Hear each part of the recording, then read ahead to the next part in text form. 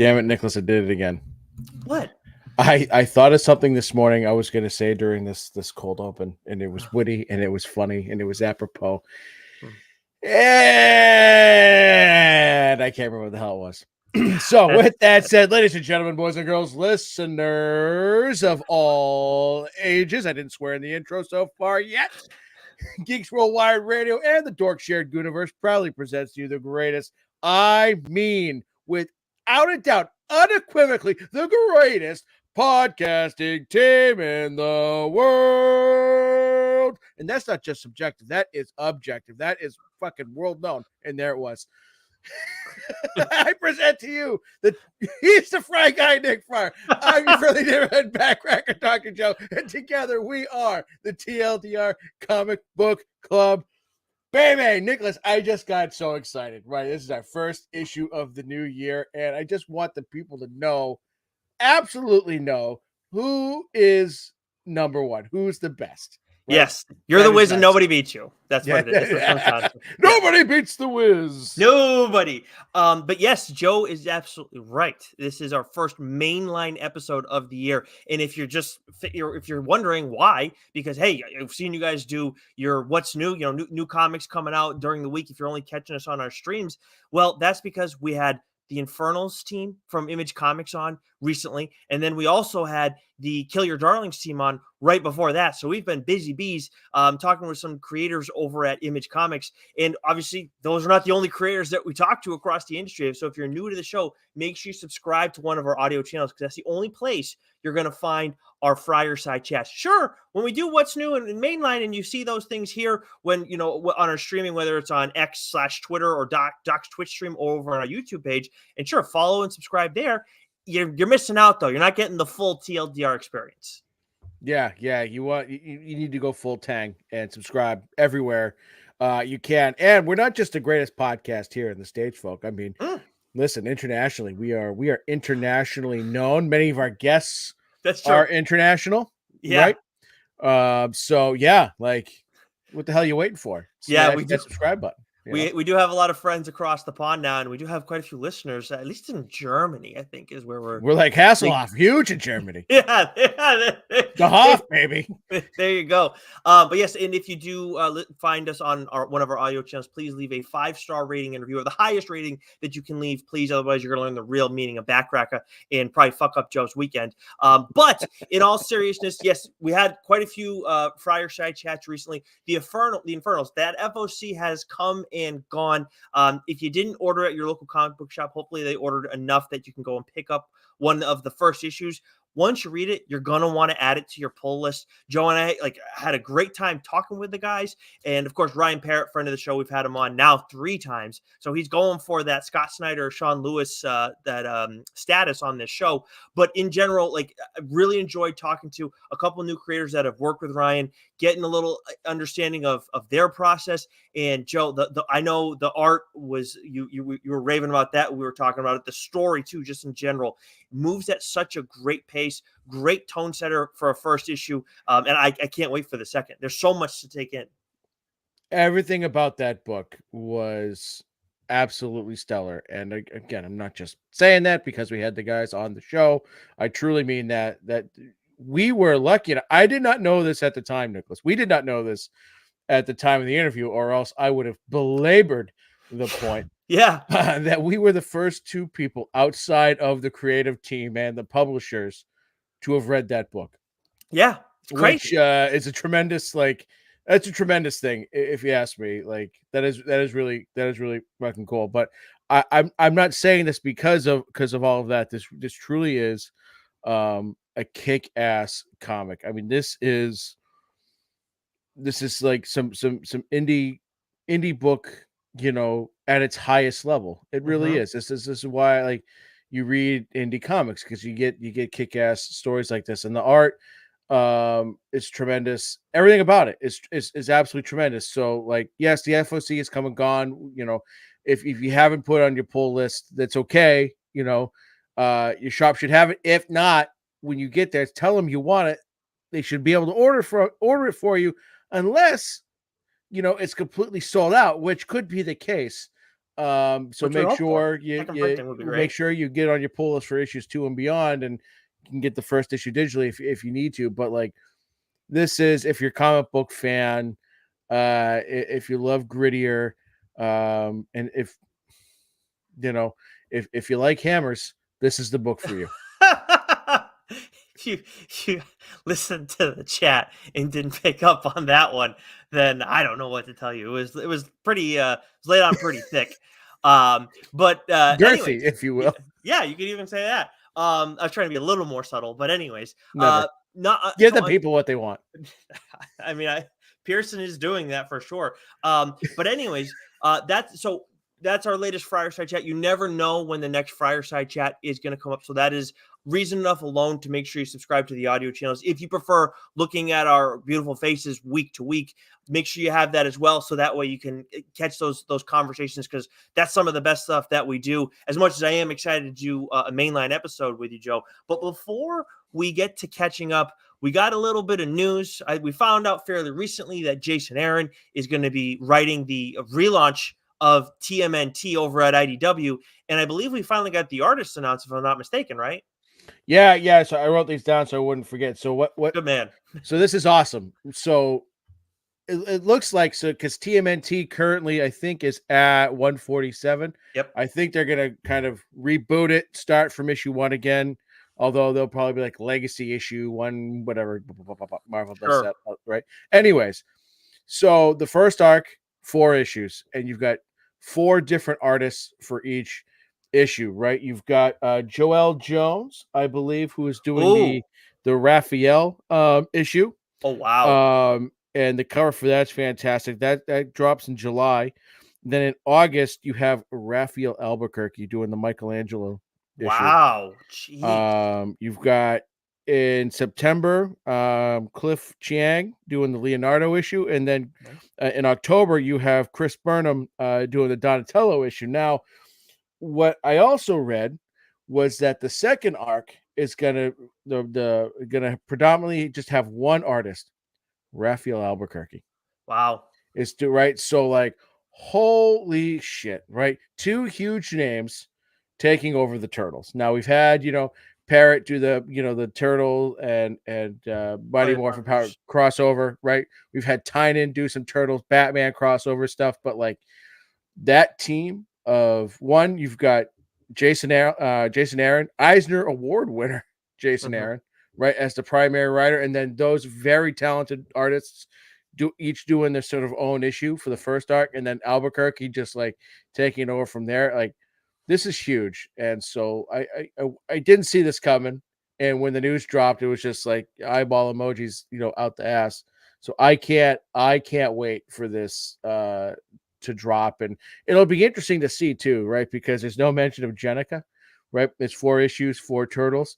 So it'll be interesting to see if she will be incorporated at all, if they'll just be like, okay, that didn't work. We're just gonna kind of forget like that happened. So it'll just sort of be interesting to see if there's any change to the origin story at all, or new characters introduced and all that. So we will be on top of that, and I can't wait to collect all those, all those covers, all those issues. It's going to be fantastic. Yeah, I'm all in on this too. I've been wanting to catch up on the current TMNT run, but it's just like there's obviously a lot. I think I only have the first volume of it, and I enjoyed it, but it's just I just couldn't. I just, with everything else that we're reading and then trying to catch up on, it just couldn't pull the trigger. But now with this, I'm absolutely adding it to the mix. How can you not?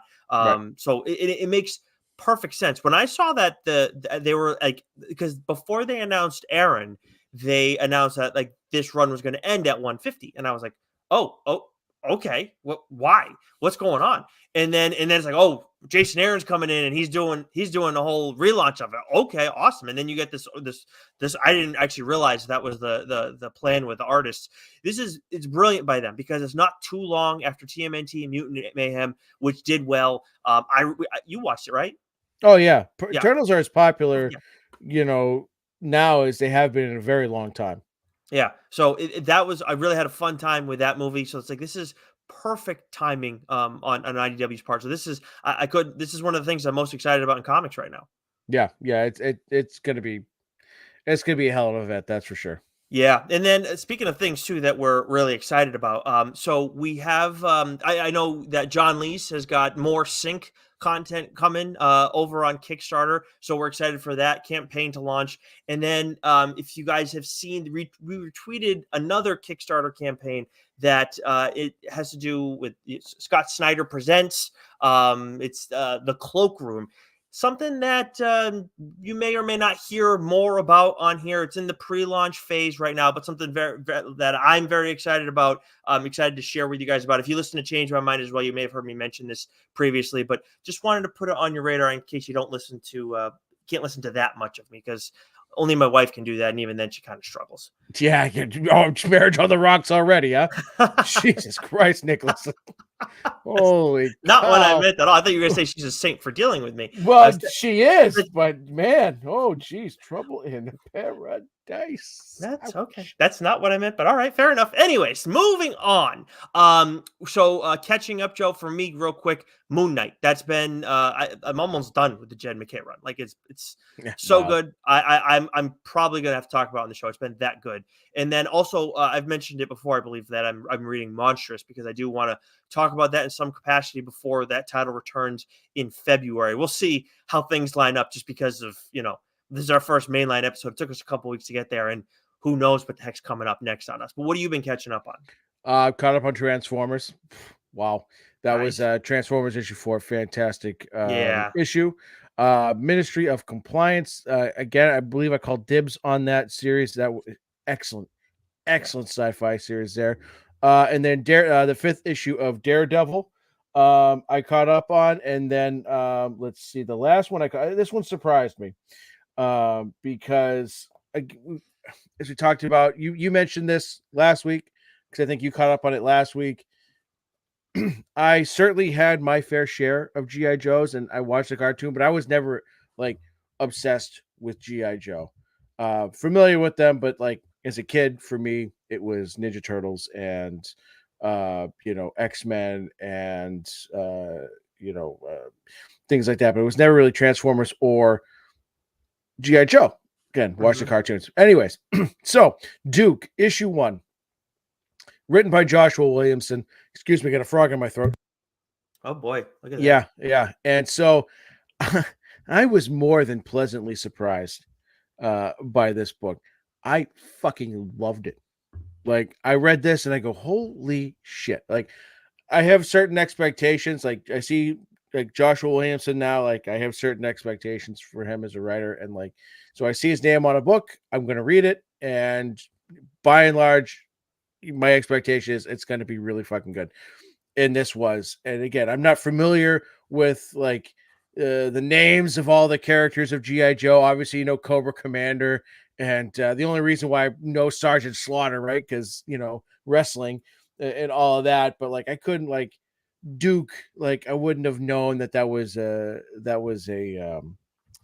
GI Joe name, but reading this book and reading that character and just the backstory you got with him and the crossover that's going on with Transformers, it was excellent. This was absolutely excellent. Again, being a non like major fan of GI Joe, being able to read this and just appreciate like it from a storytelling standpoint, like it didn't need the GI Joe. You could have taken that away from it completely. And just if this was a book on its own, just called Duke, it would kick ass and be really solid book to recommend. So, if you're a GI Joe fan, I definitely want to check this out. I enjoyed it. If you probably can, hopefully you can still find it on the shelves, grab it before the next issue comes out. But I enjoyed it thoroughly. Yeah, I had a fun time with Duke too. I was pleasantly surprised by that. I thought like, yeah, I don't know, I might not give this. I'll leave it a look, but I just, again, GI Joe, even less so than Transformers for me. But yeah, you're right, it was impressive. And then they have like a little tease for the Cobra Commander series too, right? and Which like, I picked up, but I haven't read yet. And that is like, that looked pretty good too. So definitely pushing all the right buttons over there at Skybound when it comes to this with the Transformers GI Joe universe. I forget the name of it, but anyways, let's move on to what we got hitting shelves this week. Joe, start us off with Marvel, please. Okay, so we have X-Force 48.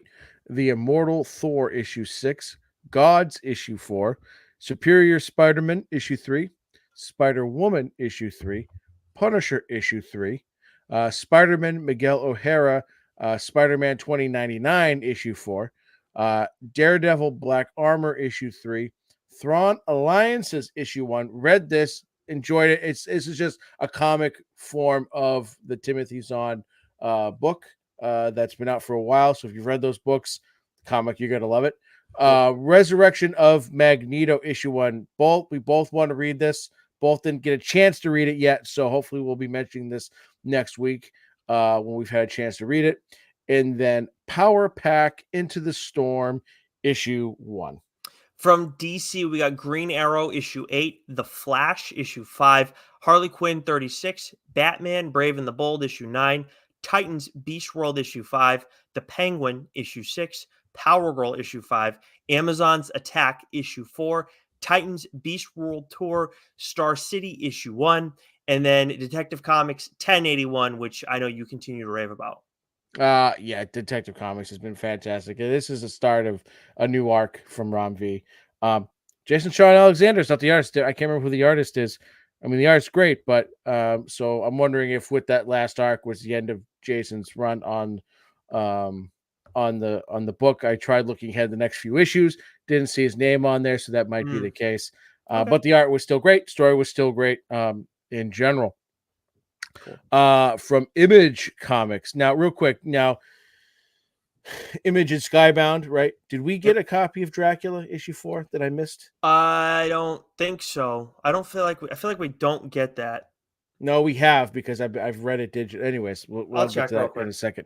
But anyways, I only mentioned that because it's been a phenomenal fucking series. Yeah. So from Image, we have Spawn issue 349, Tenement issue 8. This is, of course, is Bone Orchard Mythos, the Jeff Lemire, Andrea Sorrentino. I would talk about this book in a little bit more detail, but I will be talking about it in a shit ton of detail when it is a mainline issue. That's how good this series has been. The Holy Roller issue 3, Hexagon Bridge issue 5. Crave 3 was supposed to drop this week, but it looks like it's been pushed to next week, or the week after, I should say. The Schlub issue 6, and Junior Baker Righteous Faker issue 5. And we each have there's 2 books from Image that we'd like to discuss real quickly. Yeah, I'll take us through one first, but we did not get a review copy of Dracula, by the way. And I do want to note, too, I have been reading Holy Roller, which is Remender Sandberg, and then I think it's the drummer from Fall Out Boy, and I'm blanking on his name, one of the musicians. And it's been solid. It hasn't knocked my socks off necessarily, but it's been I would say good. But not, I don't know if it's TLDR worthy. But either way, some books though that we really did like. So first, Ghost Machine. This is a one shot, and this is for the new universe that's starting over at Image Comics. This is created by Jason Fabok, Gary Frank, Brian Hitch, Jeff Johns, Lamont McGee, and then Francis Manipul, and then there's a few other names mixed in there too. But I could go on and on. I got a chance to check out the first 2 stories in here because this is a little sampler. It's like 68 pages, I believe it is. There's like a table of contents in there, and we start off with Geiger, which you have read Geiger, so you know a little bit about this universe. But this is everything else is starting from scratch. So Geiger seems really cool and something that I should check out. I know you've talked about possibly doing that on the show in some capacity. Redcoat is something that we're introduced here. This guy seems like a real piece of shit. And I'm very interested in learning more about that character, and definitely plan on reading that title. And in the story of Redcoat seems to be like him and Geiger, there's some level of like connection. We get a timeline. It includes those 2. And then Redcoat, there's like, he seems to be this like eternal type character who's been around since a little bit before the American Revolution, took part in the American Revolution. You can guess what side he was on. And then there's other eternal individuals that he comes across in his time. One is the Northerner, and there's a few others that we meet there. So very interested in reading about the Redcoat. So we're gonna get more of that. There's obviously plenty of Geiger out there, and then we also get a look at Rook Exodus, which is a title that this one is by Johns and Jason Fabok. And Fabok, you may recognize that name. He was the artist on Batman 3 Jokers. And as soon as I saw it, I was like, oh cool. As soon as I saw the art, I'm like, I don't even need to see who's the artist here. I know exactly who it is. And that would had really cool potential as well. It seems like we're dealing with like another planet, a level of like high tech, but also primitive nature, because we got a lot of characters who have these like animalistic, but also kind of futuristic type masks. And I'm very much in on both of these. I kind of feel like I want to call dibs on both. But I want to give you a chance. Do you want do you want to split them up? I haven't checked the other ones out yet. Do you want to split them up, or are you just Well, fine with you got to them first, so you can call all right, dibs on those two, and taking them then both? I will do my best to have this read. I won't read those two, Right. but read the rest, and then we can take it from there. Cool. Sounds good. All right. So I have Redcoat and I have Rook Exodus. All right. Awesome. And then also from Image this week, which you have already dubbed Book of the Week, Newburn, issue 14 by friend of the show, Chip Zdarsky and Jake Phillips. Yeah, I mean, and I say that with there's a book from AWA that came out that was just as good, but like for me with Newburn, issue 14, that's the book that we're talking about here.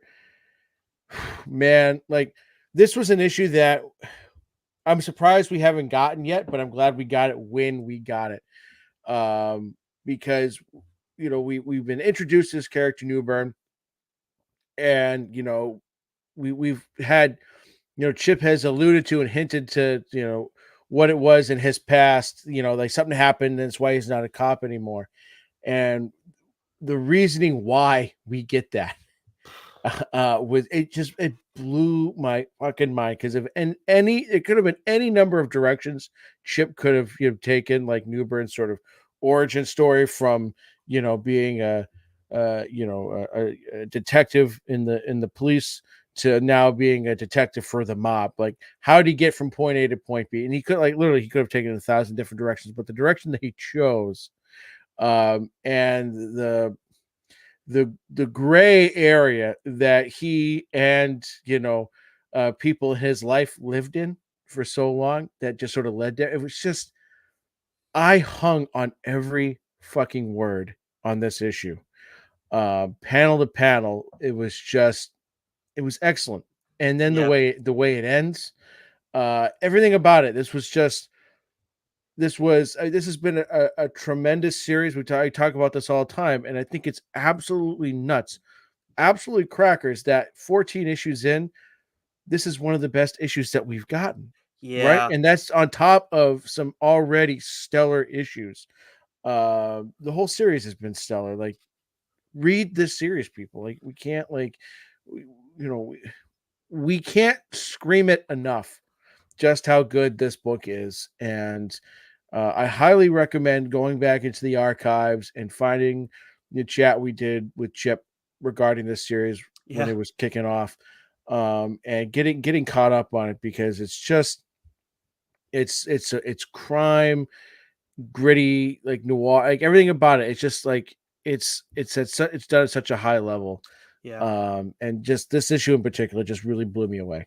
It's a great representation of why all the non-big two publishers are worth checking out their stories, especially that's why we're talking about two later on in this. But on the note of Newburn, like you said, Joe, the origin of how he got to where he is, didn't know where it was going to go, other than he was on the police force before. But just like the layer that's added to him, like honestly, we didn't need it. Like we didn't. Like, this was an awesome series. I wanted to know it, but we didn't need it. And then we get it, and it's unbelievable. It's like you add, for on two levels. And again, without getting into spoilers, but it's just there's the other people that are involved in that origin that make it wild, and then what like the actions that Newburn carries out are holy shit. Like, I just didn't that part especially I didn't expect. So 100%.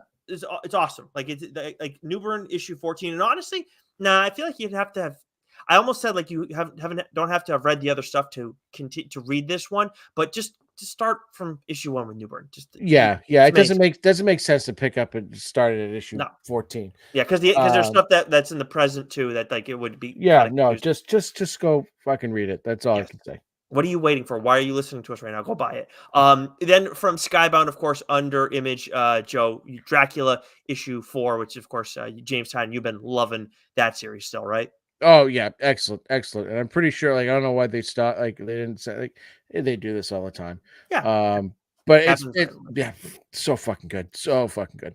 From Boom, we got a lot that you and I are reading. We got Zawa, The Bell of the Beast, issue 3, Lotus Land, issue 3, which I didn't get a chance to check out yet, Mech Cadets, issue 5, Dune, House of Harkonnen, issue 12, which you're reading. That's the final issue of that Dune story over at Boom.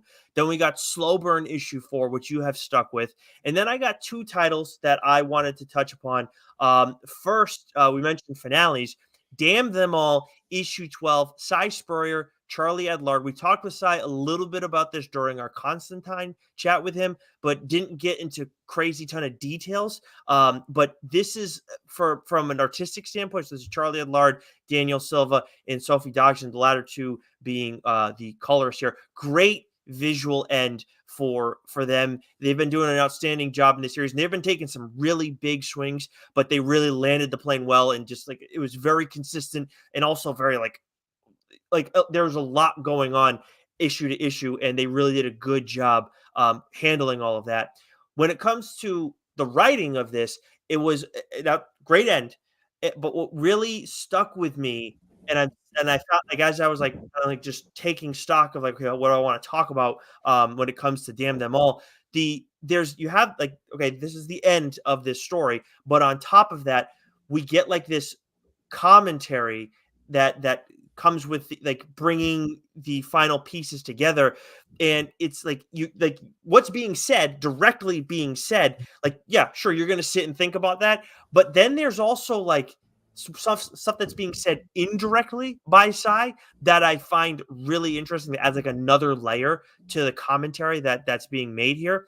So it's a little heady, but in a good way where it's really going to stick with me. And again, it's the finale, but does he come back to this world at some point? Maybe. I don't know. I would love to see that. But a series that I've really been enjoying from start to finish. I talked about it on the show in detail before. So if you like Sai, if you like what he's done on Constantine, again, Ellie is not Constantine, but they have similarities for sure. If you like what he's done with Constantine, which seems like a lot of people do, worth checking out that series if you haven't already. Sweet. Then we move over to Mighty Morphin Power Rangers issue 116, also from Boom, of course, written by a friend of the show, Melissa Flores. I saw the cover for this, and she's been killing it with the Darkest Hour event that she's been doing. But I see Draken on the cover, and we've been getting more Draken, but that's my guy. That is the evil alternate universe version of Tommy Oliver, where he has the White Ranger and Green Ranger powers. Kyle Higgins created him during the Shattered Grid event a little while back.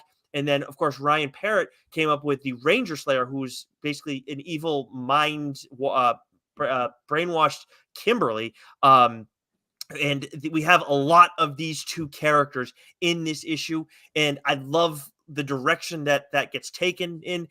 There's other moving pieces in this as well, but like the developments that happen in Mighty Morphin Power Rangers issue 116 provide a lot of potential for some cool things to happen with a character that I've felt has had, and I don't think I'm alone in this, has had endless potential since they first burst on the Power Rangers scene. So definitely an issue that I was really excited for. Absolutely delivered.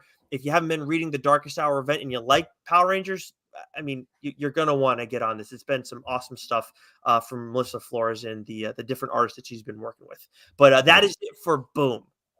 Okay, so let's see. I'm going to run through some of these here because we want to get to the main stuff here, Nicholas. That'd be good. From Dark Horse, we have Star Wars: The High Republic Adventures, issue 2, Cyberpunk 2077, Hugs and Kisses, issue 4.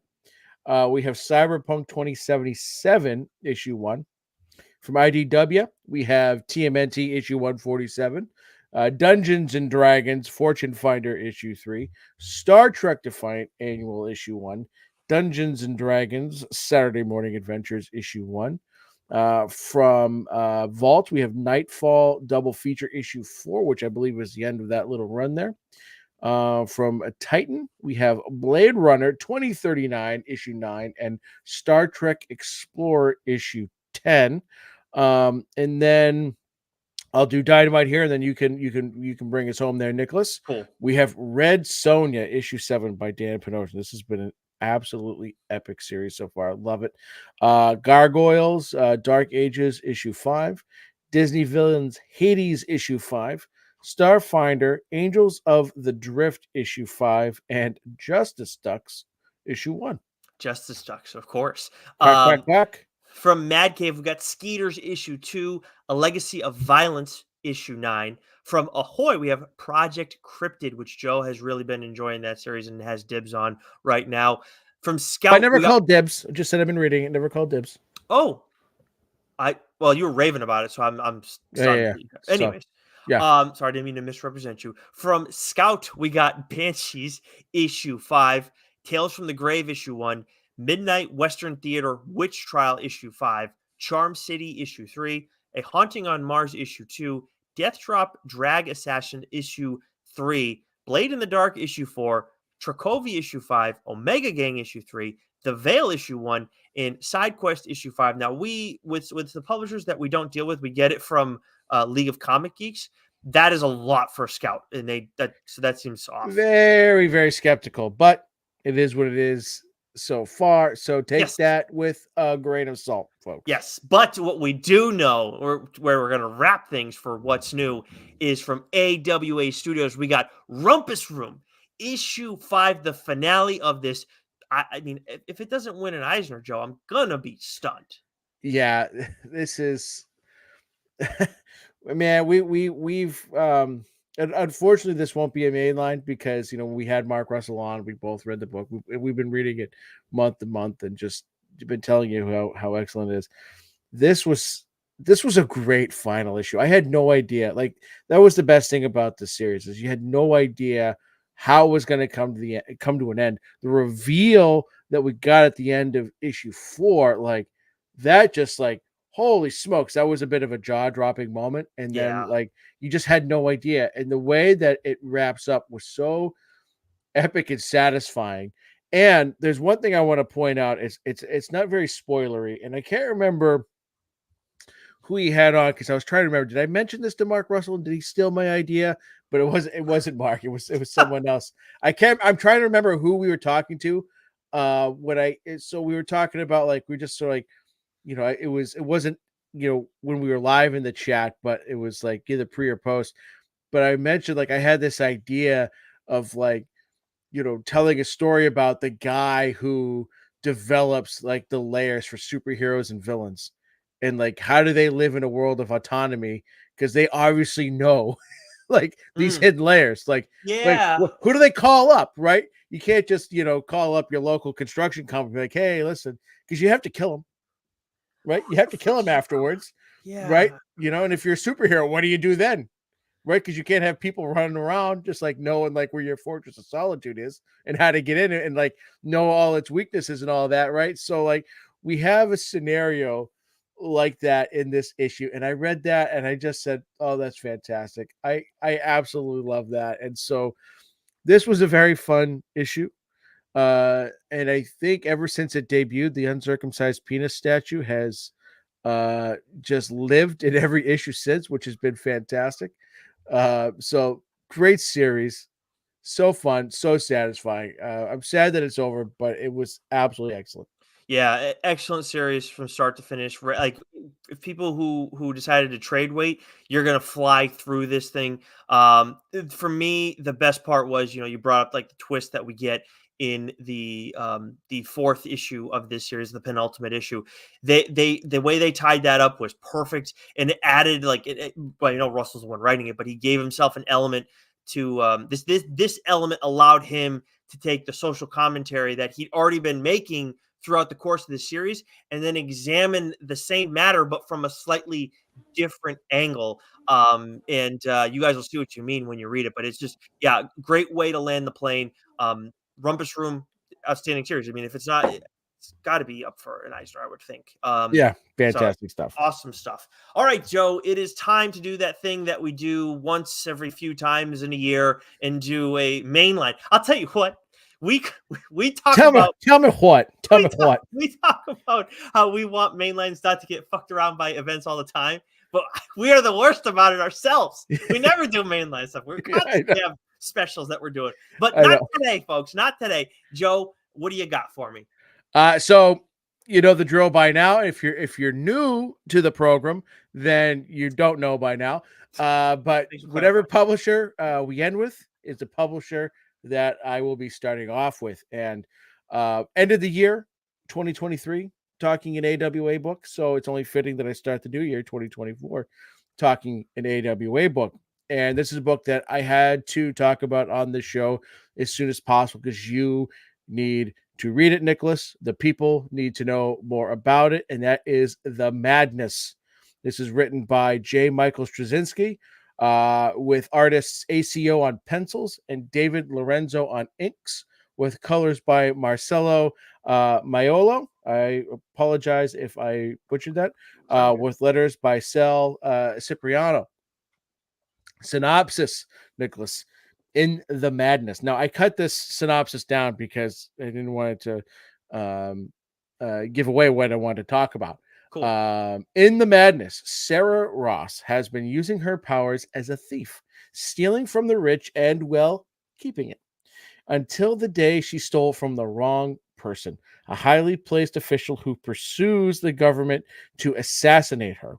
The plot, aided by the so-called good superhero sponsored by the government, misses her but wipes out her family, driven mad by grief and laser focused on revenge for the murder of her family. To say this is a revenge story, Nicholas, would be an understatement. This was a 6-issue arc story from AWA, who's typically it's 4 or 5 issues, so having that extra issue was very nice. This ran from August 2023 to January 2024. And according to League of Comic Geeks, the trade paperback should be dropping in April. But we will definitely let you know when that trade is officially dropping so we can have a specific date for you. Because if you haven't read this series, you're going to want to pick that up and read it because this was my winner of the Once and Future floppy for Best New Series of 2023. And I gave it that award without having read the finale yet because it was that damn good. So, you know, if I've said it once, Nicholas, I've said it 1,000 times. In 2023, AWA did not have a single title that was a dud, that was meh, that was whatever. They all hit. And we've enjoyed every single one of them. And for when I read this first issue, I said this is my favorite first issue of any book that they've put out that year, and I meant it because there was something about it that hit me from a comic reader, right? Perspective that hit me from a family man. It was emotional, right?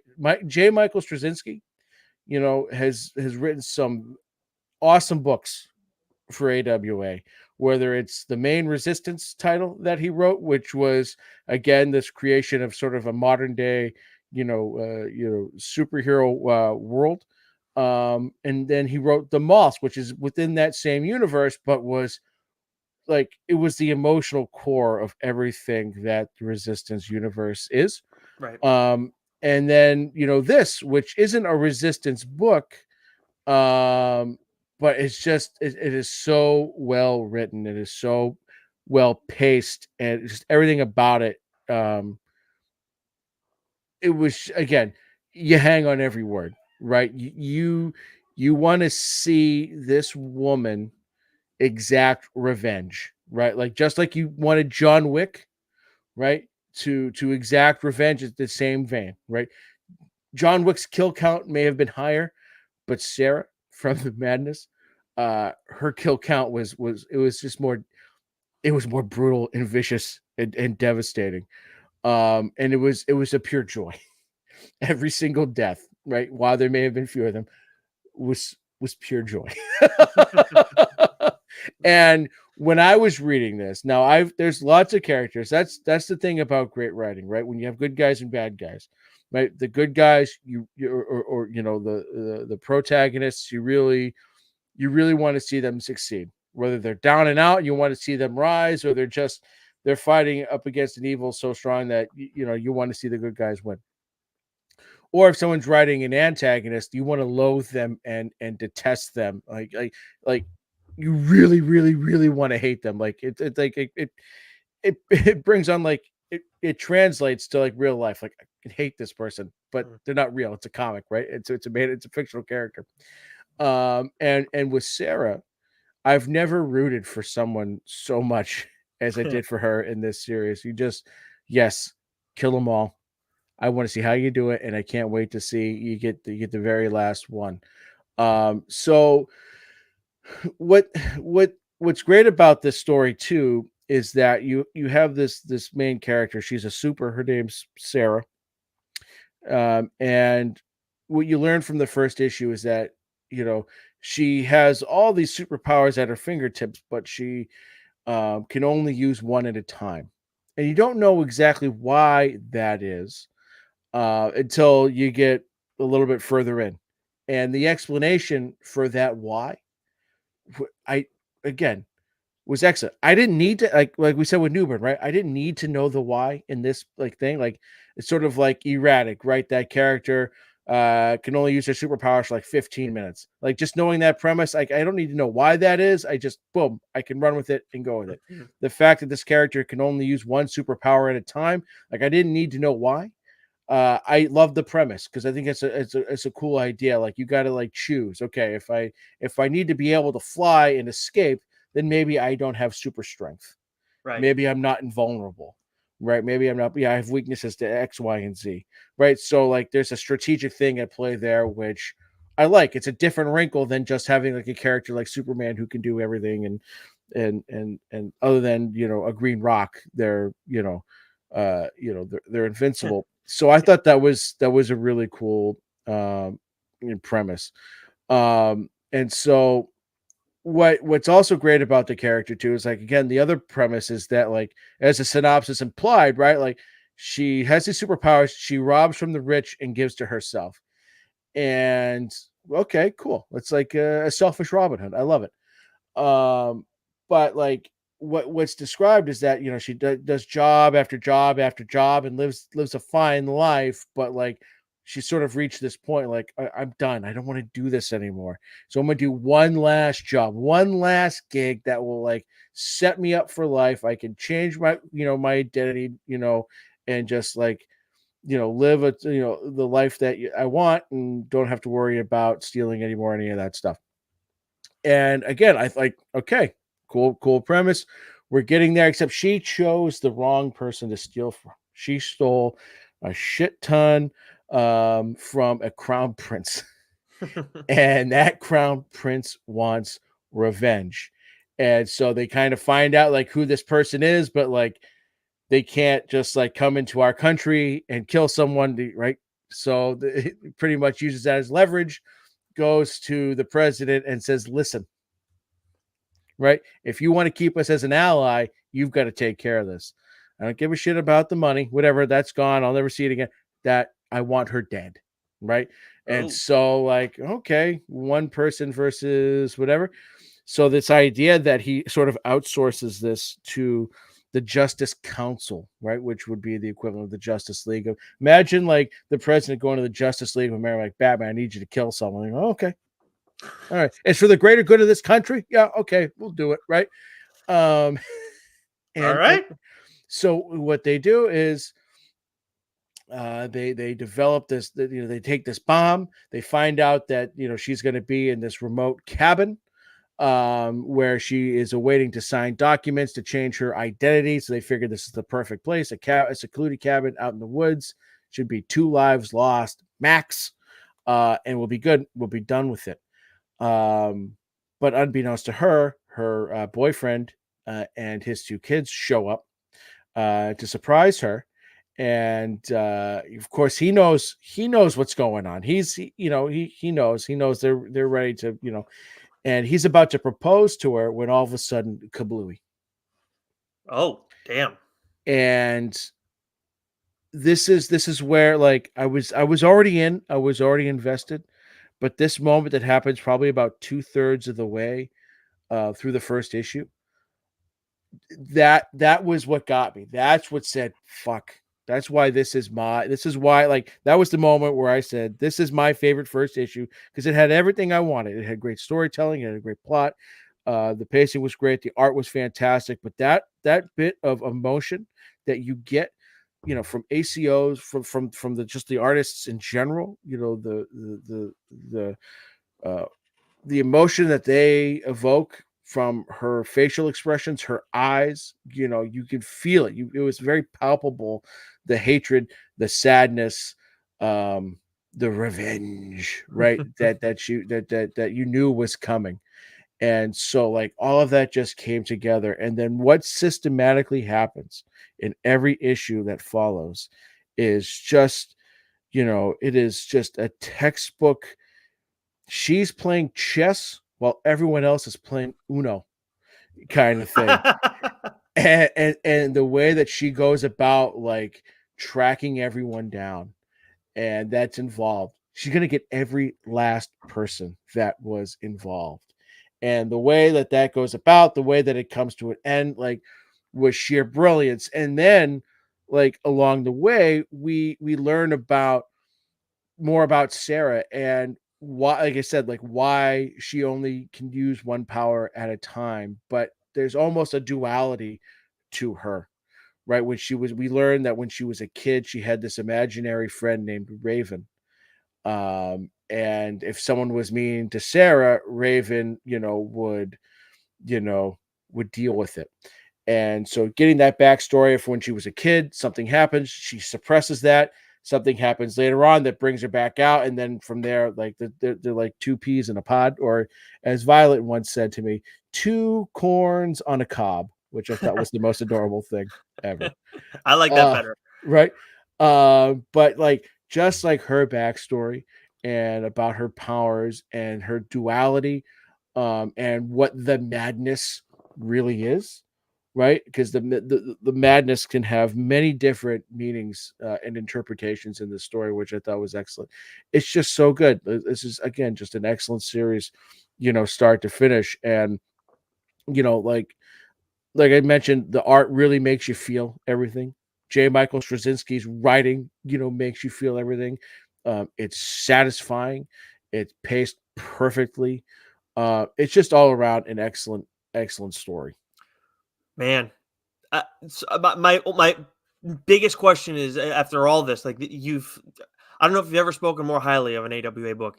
Is this on your Mount? I don't know if you ever heard of the idea of a Mount Rushmore, Joe. It's an But old wooden ship, right? yeah, exactly. Yeah. Is this a Mount Rushmore AWA book for you? Well, it would highly, highly be under consideration. That's a tough question to think of on the spot, because I've read a lot and I'd have to go through and write them all down and think about it. But it's definitely up there, for sure. And the other thing I wanted to mention too was, like, we talk about all the time, like, Mike Diodado's art is very cinematic, right? Well, ACO, is it sorry, David Lorenzo and Marcelo Maiello, right? Their art is vicious, but it's also epic, and there's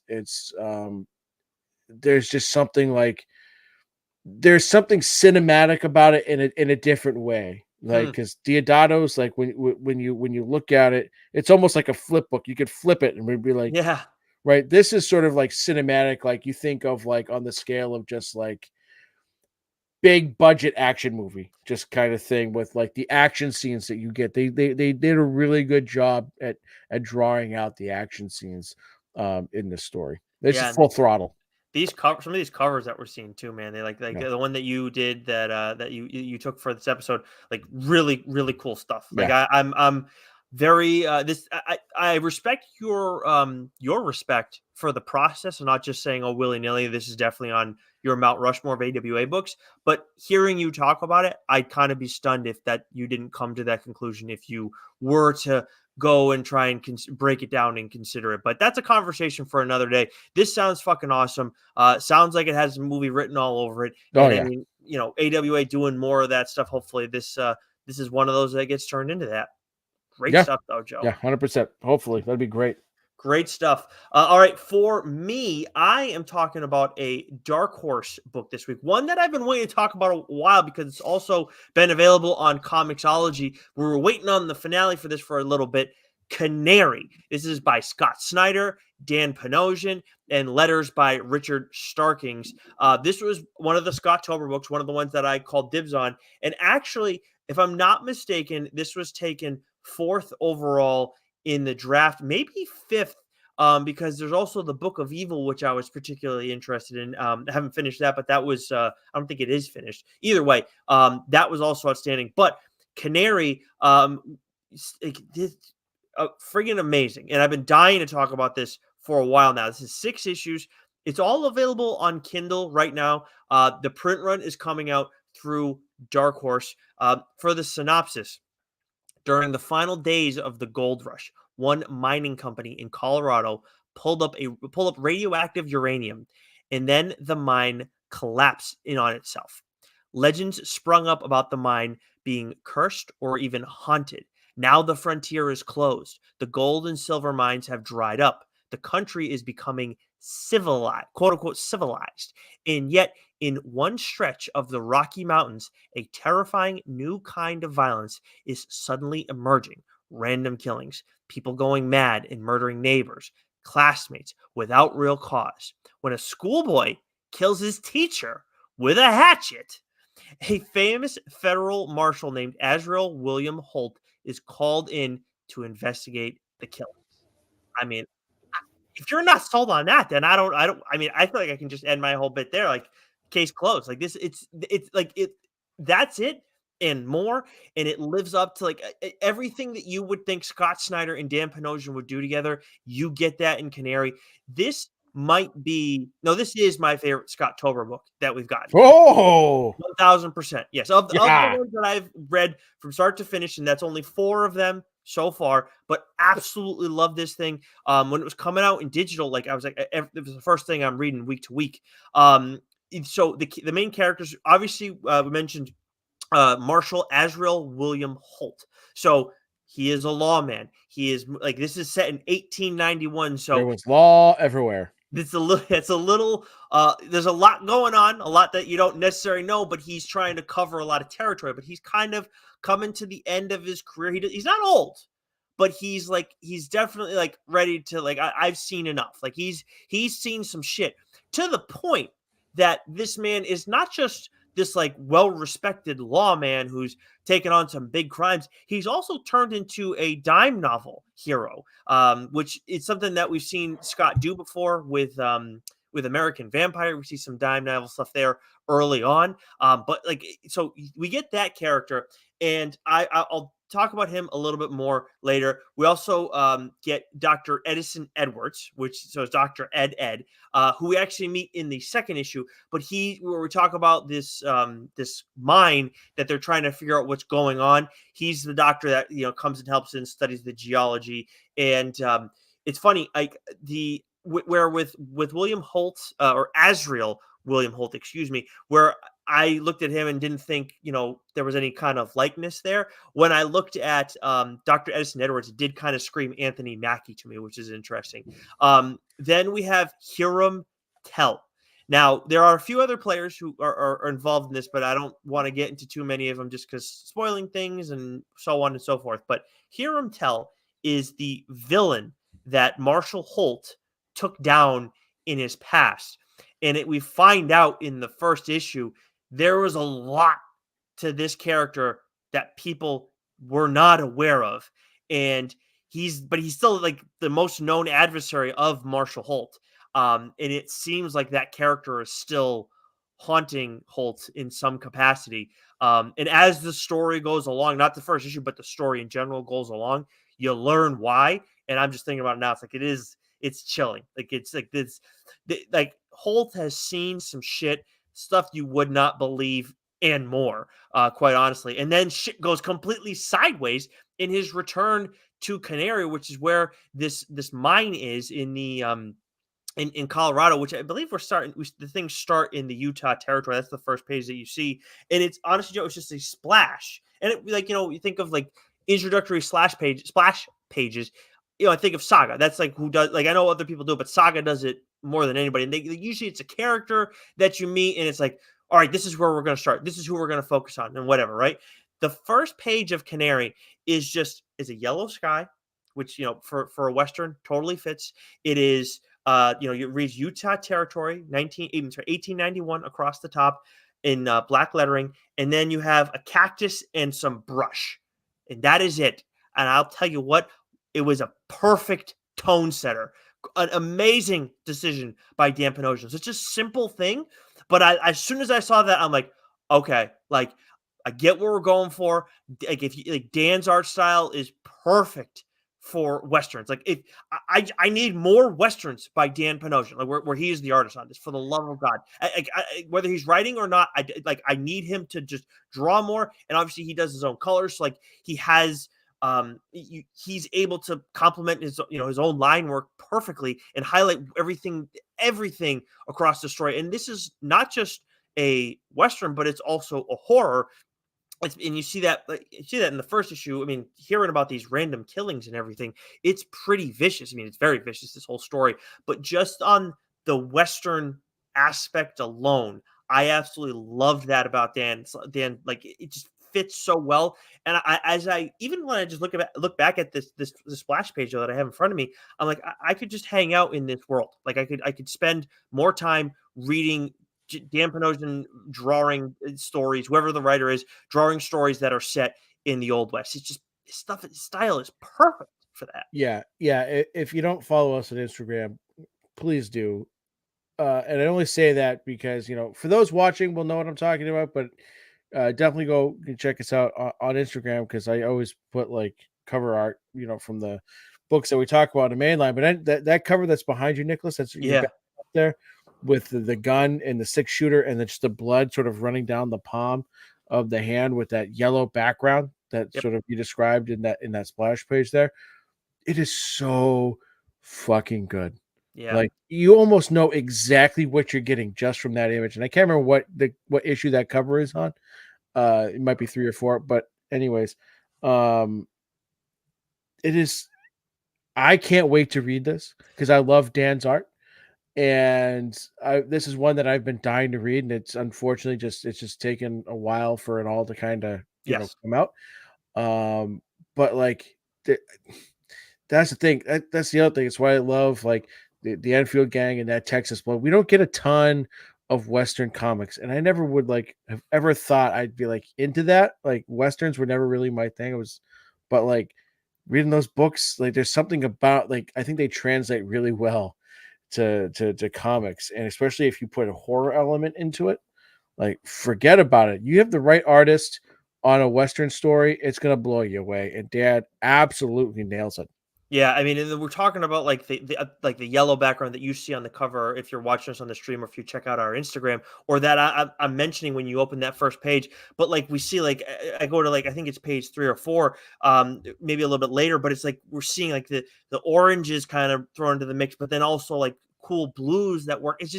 It's outstanding stuff. And I agree with you. Like, I with Westerns in general, like I like them, but like I've never thought like, oh yeah, I have to, like, they move at a slow pace, and like, unless I'm like invested right away, sometimes it can be harder to get into that stuff. Now, there are plenty of awesome Westerns, don't get me wrong. Obviously Mando is a sci-fi Western, so like that's a cool one.